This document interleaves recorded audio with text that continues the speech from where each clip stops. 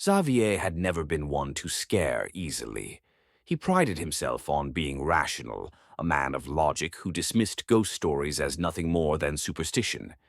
When he moved into the aging brick apartment building on the edge of town, he thought little of the rumors the landlord half-jokingly mentioned during the lease signing. "Top floor's been empty for 10 years, the man had said with a shrug, but sometimes tenants complain about footsteps. Pipes settling wood, old buildings make noises, you know." Xavier nodded politely and forgot about it.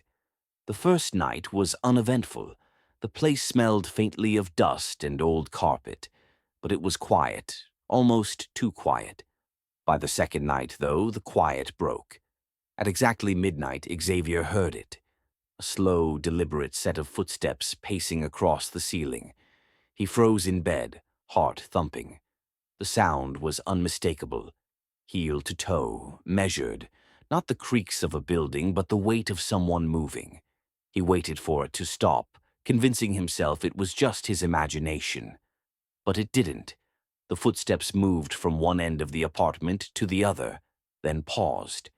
Then came the sound of something heavy dragging, like furniture scraping against the floor. Xavier sat up, listening. His rational mind struggled. Maybe someone really was living up there despite the landlord's claims. Maybe a squatter. That had to be it. The next morning he approached his neighbor across the hall, an elderly woman named Mrs. Green. "Hey, does anyone live upstairs?" he asked casually. Her face paled. "No, dear. No one's lived there in years, not since the accident." "The accident?" Xavier pressed. She hesitated, then shook her head.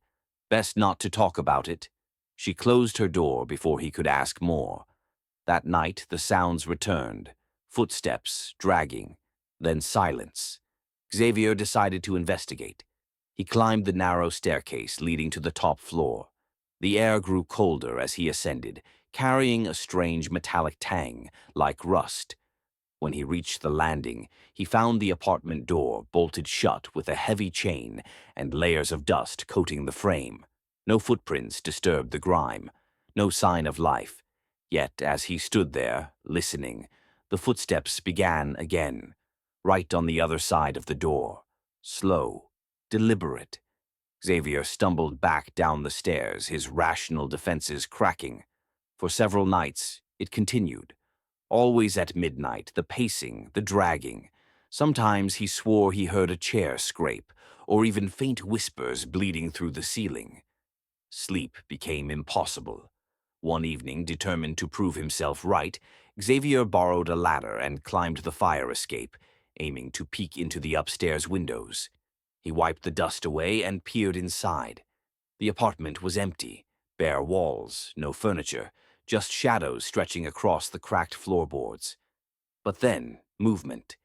A figure drifted across the room, pale and translucent, its head bowed, arms limp at its sides. It walked the exact same path he had heard night after night. Xavier's breath caught in his throat. The figure paused, then turned, its face a hollow void, black where features should have been. And though there was glass between them, Xavier swore he heard the voice, faint but clear. "Get out!" He nearly fell off the ladder, scrambling down. The following day, shaken but still clinging to logic, Xavier returned to Mrs. Green. This time she spoke quietly, reluctantly. 10 years ago, a man lived up there, kept to himself. One night, neighbors heard terrible noises, crashing, shouting. When they broke down the door, they found him. She trailed off, eyes glistening. He had rearranged all the furniture into a circle, and he was inside it, dead. No one ever figured out why her voice dropped to a whisper.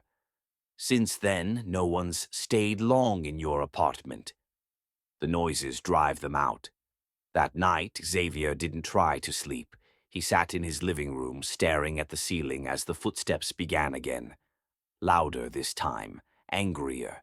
Furniture dragged violently, as if being hurled across the room.